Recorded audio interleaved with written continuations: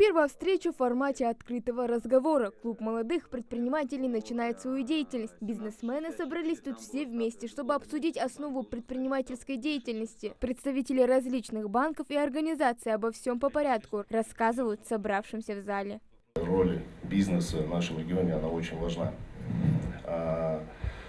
По статистике, коллеги, если я ошибаюсь, поправят меня, по-моему, по общей статистике, мировой статистике, реальный сектор экономики, а это малый микробизнес, занимает в общей долю в общей экономике занимает 60%. То есть это очень серьезно.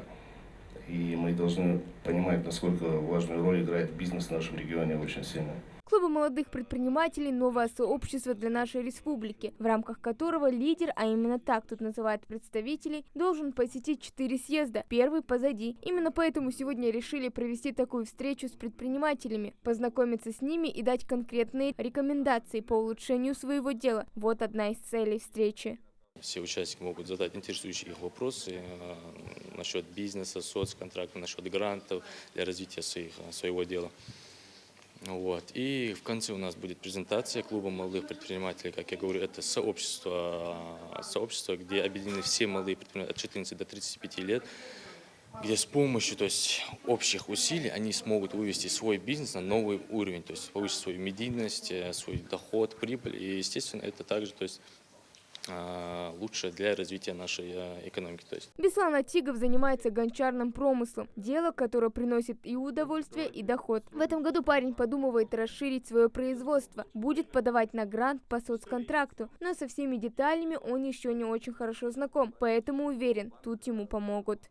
По клубу молодых предпринимателей мне скинул мой друг, и мне стало интересно, и я хочу туда попасть, чтобы не просто делать изделия и просто выставлять. Я хочу, чтобы люди знали, что у нас есть своя мастерская, которая создает изделия по старым мотивам. Это наша древняя история. Мы возрождаем древнее ремесло, и поэтому я хочу более расширенно это все показать людям. Участие в мероприятии также принимают представители Фонда поддержки предпринимательства и МСП банка. Рассказали о банковских продуктах и возможностях поддержки как действующих, так и начинающих предпринимателей. Каждый смог задать интересующий вопрос. Банки кредитуют, исходя из ключевой ставки Центрального банка.